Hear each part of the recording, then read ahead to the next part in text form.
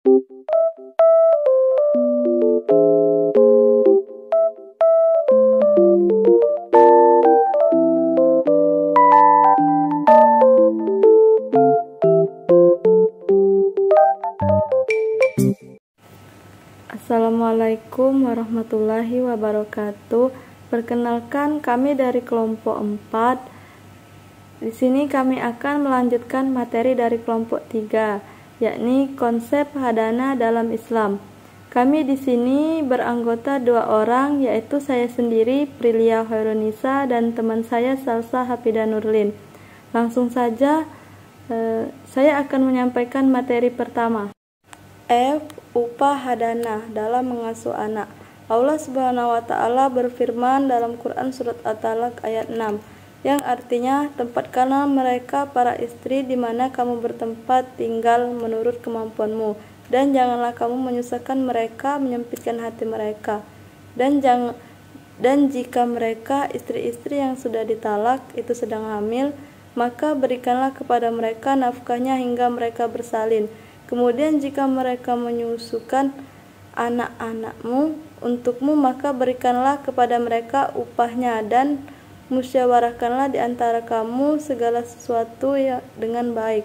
Dan jika kamu menemui kesulitan, maka perempuanlah boleh menyusukan anak itu untuknya. Adapun bagi perempuan selain ibunya, boleh menerima upah hadana sejak saat menangani hadana anak tersebut, seperti halnya perempuan menyusui, yang bekerja menyusui anak kecil, denda, bayaran, atau upah. Kemudian juga dapat kita pahamkan bahwa ayahlah yang wajib membayar upah penyusuan. Berdasarkan ayat tersebut di atas, maka begitu pula haknya dengan upah dana, yaitu menjadi kewajiban ayah. Berikut ini pendapat beberapa ulama mengenai upah hadana. Menurut ulama Syafi'iyah, bagi hadana, orang yang merawat atau mengasuh anak berhak mendapat upah atas pekerjaannya melakukan hadana dan selain. Menurut ulama Hanafiyah, upah itu wajib bagi hadana apabila antara istri dan bapaknya anaknya itu tidak mampu merawat. Kemudian mengenai siapa yang harus menanggung upah hadana, ulama Syafi'iyah dan Hanafiyah berpendapat bahwa upah hadana diambilkan dari harta anak tersebut. Sedangkan apabila anak tersebut tidak punya harta, maka upah hadana menjadi tanggung jawab ayah atau orang yang berkewajiban membayar atau memberi nafkah anak tersebut. Pendapat ulama tentang hak pemeliharaan anak bagi ibu yang sudah menikah lagi. Secara keseluruhan, para mujtahid ataupun ulama sepakat berpendapat bahwa jika di antara suami istri bercerai dan meninggalkan anak, maka hak pemeliharaan terhadap anak tersebut jatuh kepada pangkuan ibu, karena ibu dinilai mempunyai sifat penyayang, lembut, dan dekat dengan anak. Hak pemeliharaan anak hadana ini akan terus melekat menjadi kewajiban ibu selama ibu tidak menikah lagi dengan laki-laki lain. Para ulama memberikan dasar atau berijtihad di dalam menetapkan hukum tentang pemeliharaan anak dalam hadana, khususnya bagi suami istri yang bersengketa merebutkan hak pemeliharaan anak. Namun dengan demikian, permasalahan akan semakin berkembang jika ternyata ibu yang bercerai dengan suaminya dan berhak atas pemeliharaan anak dalam hadana menikah lagi. Maka dari permasalahan ini, jumhur ulama sepakat bahwa akan menjadi gugur hak pemeliharaan anak dalam hadana bagi ibu manakala ibu menikah lagi dengan laki-laki lain, seperti pendapatnya Ibnu Abidin, golongan mazhab Hanafi, di dalam kitabnya yang berjudul Radul Mukhtar. Menurutnya bahwa salah satu penyebab gugurnya hak pemeliharaan dalam hadana bagi ibu adalah ibu menikah lagi selain dengan mahramnya. Sejalan dengan pendapat Ibnu Abidin, menurut ulama Syafi'i bahwa akan menjadi gugur hak pemeliharaan anak dalam hadana bagi ibu manakala ibu menikah lagi, dan jika ibu menikah dengan mahramnya seperti pamannya anak, hak asuhnya tidak gugur dan suami barunya tersebut rela berkumpul dengan anak itu. Menyambung dari kedua pendapat ulama tersebut, ulama lain seperti Abdurrahman dan Ibnu Umar Ba'lawi dalam kitabnya Bughiyah al-Mustarsyidin menegaskan bahwa bagi ibu yang telah menikah lagi tidak memiliki hak hadanah terhadap anaknya, sekalipun suami yang menikahinya masih mempunyai hubungan kekerabatan dengan si anak. Pendapat ini sedikit lebih ekstrim dari pendapat ulama lain dan terlihat sedikit pula membatasi ruang lingkup tentang hilangnya hak pemeliharaan bagi ibu yang menikah lagi, baik menikah dengan suami yang masih mempunyai hubungan kekerabatan ataupun mahram si anak maupun selain mahram. Menelisik dari pemikir Indonesia dalam sebuah buku hasil karya Ahmad Raufik yang berjudul Hukum Islam di Indonesia, menurutnya bahwa ibulah yang lebih berhak untuk memelihara anak selama ibunya tidak menikah lagi dengan laki-laki lain. Alasannya yang dapat dikemukakan adalah bahwa apabila ibu anak tersebut menikah, maka besar kemungkinan perhatiannya akan bersalin kepada suami yang baru dan mengalahkan atau bahkan mengorbankan anak kandungnya sendiri. Dari keseluruhan ulama di atas sepakat bahwa hak pemeliharaan anak dalam hadanah bagi ibu yang sudah menikah lagi akan menjadi gugur. Komplikasi hukum Islam tentang hadanah. Konsep hadanah dalam kompilasi hukum Islam terdapat dalam pasal 105 yang menyebutkan 1. Peliharaan anak yang belum mumayyiz atau belum berumur 12 tahun adalah hak ibunya. 2. Pemeliharaan anak yang sudah mumayyiz diserahkan kepada anak untuk memilih di antara ayah atau ibunya sebagai hak pemeliharaan. 3. Biaya pemeliharaan ditanggung oleh ayahnya. Apa yang tertuang dalam kompilasi hukum Islam tentang hadanah hak asuh anak lebih sesuai dengan hadis-hadis tentang hadanah dibandingkan dengan Undang-Undang Nomor 1 Tahun 1974.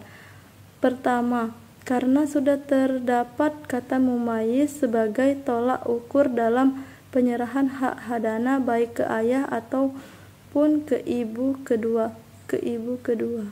Poin A diambil dari hadis yang diriwayatkan oleh Ibnu Umar bahwa ibu lebih berhak untuk mengasuh anak ketika belum mumayyiz. Ketiga, poin B diambil dari hadis yang diriwayatkan oleh Abu Hurairah yang menyatakan bahwa ketika anak sudah mumayyiz, maka si anak diberikan hak untuk memilih salah satunya di antara kedua orang tuanya. HKI masih belum menjelaskan waktu gugurnya hadanah secara rinci, padahal secara umum isi dari HKI khususnya perkawinan lebih didominasi oleh mazhab Syafi'i, di mana dalam mazhab Syafi'i sendiri hak asuh ibu gugur ketika ibu sudah menikah lagi.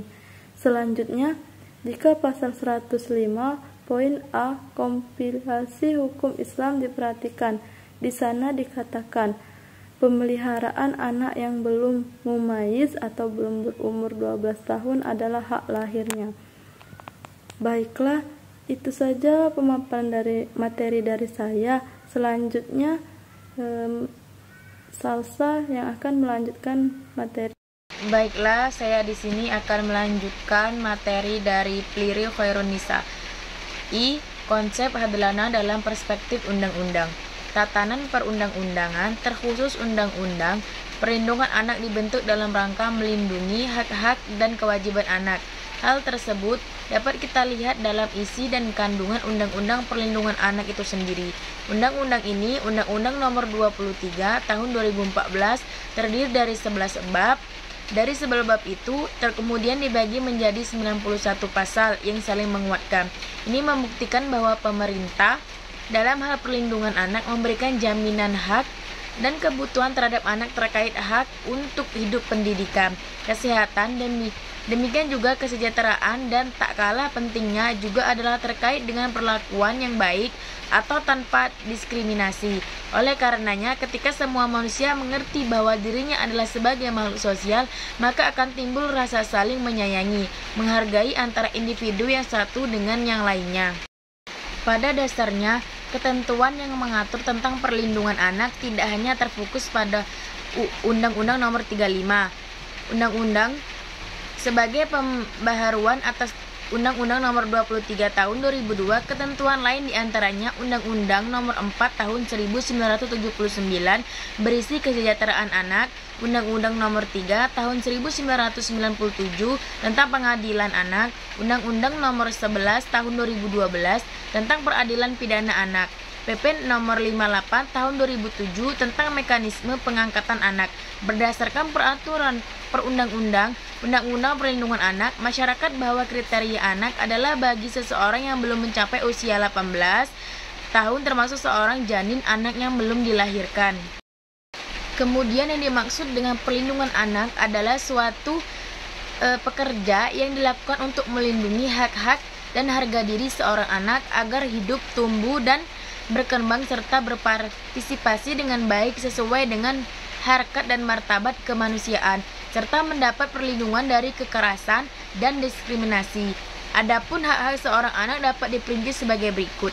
Yang pertama, seorang anak berhak mendapat pengasuhan dari orang tua kandungnya, kecuali jika terdapat sebab yang menghalanginya, maka anak dapat dirawat oleh orang tua asuh lainnya ataupun sanak famili dikarenakan untuk kepentingan terbaik bagi anak dan pertimbangan terakhir Yang kedua, mendapatkan pengasuhan dan jaminan seperti hak hidup atau biaya penghidupan, pendidikan, kesehatan, kebebasan, dan perlindungan secara maksimal demi tumbuh kembang anak sesuai dengan kemampuan, bakat, dan minatnya. Yang ketiga, memperoleh hak lain untuk kepentingan tumbuh kembang anak. Berkaitan dengan hak anak lainnya meliputi yang pertama ada penyalahgunaan dalam kegiatan politik, yang kedua pelibatan dalam sengketa bersenjata, yang ketiga perlibatan dalam kerusuhan sosial, yang keempat perlibatan dalam tindak kekerasan, yang kelima perlibatan dalam peperangan, dan yang terakhir ada kejahatan seksual. Dan secara spesifik, bentuk hak anak yang harus dilakukan oleh orang tuanya adalah memberikan perlindungan, mengasuh, memelihara, mendidik, dan menumbuh kembangkan anak sesuai dengan kemampuan, bakat, dan minatnya, mencegah perkawinan usia dini, dan menanamkan pendidikan karakter dan nilai budi pekerti yang baik pada anak. Bahwa yang bertanggung jawab atas perlindungan anak tidak hanya semata pada keluarga, orang tua, ataupun wali, melainkan unsur pemerintahan dan juga masyarakat berkewajiban dan bertanggung jawab terhadap hal tersebut supaya tujuan menjadi mudah terkhusus amanat dalam undang-undang dapat terwujud dengan maksimal. Yang selanjutnya J. Surat Edaran MA tentang penetapan hak hadana. Salah satu akibat dari sebuah perceraian adalah adanya hak atau gugatan hak asuh anak yang dikenal dengan istilah hadana. Hadana adalah hak para pihak yang bersengketa untuk memelihara dan mengasuh anak yang belum mumayyiz. Hadana juga merupakan kebutuhan atau keharusan demi kemaslahan anak itu sendiri, sehingga meskipun kedua orang tua mereka memiliki ikatan atau sudah bercerai, anak tetap berhak mendapatkan perhatian dari kedua orang tuanya. Pengasuhan adalah hak anak kecil karena dia sangat bergantung kepada orang yang dapat memberinya perhatian dan perlindungan, memenuhi kebutuhannya dan mendidiknya. Adapun dalam hukum positif yang berlaku di Indonesia, diantaranya yaitu kompilasi hukum Islam yang digunakan sebagai salah satu acuan para hakim dengan lingkup peradilan agama untuk memutuskan perkara masalah memelihara anak pasca perceraian sudah diatur dalam pasal 105 yang menyatakan apabila terjadi perceraian, maka anak yang belum mumayyiz atau diserahkan kepada anak untuk memilih orang tua yang akan mengasuhnya, yaitu ibu atau ayahnya, dan untuk biaya pemeliharaannya ditanggung oleh ayahnya. Dalam banyaknya kasus perceraian, persoalan hadana ini merupakan masalah yang sering timbul di antara suami istri, dikarenakan antara suami istri tersebut merasa memiliki hak mengasuh anak mereka walaupun sudah tidak ada ikatan pernikahan. Namun setelah bercerainya kedua orang tua, tentunya ada hak asuh anak, hadana, terhadap si anak maupun si ibu berdasarkan keputusan hakim. Berdasarkan huruf C, Rumusan Hukum Kamar Agama Surat Edaran MA nomor 03 tahun 2015 tentang pemberlakuan rumusan hasil rapat pleno Kamar Mahkamah Agung tahun 2015 sebagai pedoman pelaksanaan tugas bagi pengadilan, yaitu penetapan hak hadana sepanjang tidak diajukan dalam gugatan atau permohonan, maka hakim tidak boleh menentukan secara ex officio siapa pengasuh anak tersebut. Jadi sepanjang hak hadana tidak diajukan dalam gugatan, maka anak bebas menentukan hak asuhnya sendiri dengan syarat anak tersebut sudah dikatakan dewasa. Baiklah, itu saja pemateri dari saya. Saya akhiri. Saya ucapkan terima kasih. Wassalamualaikum warahmatullahi wabarakatuh.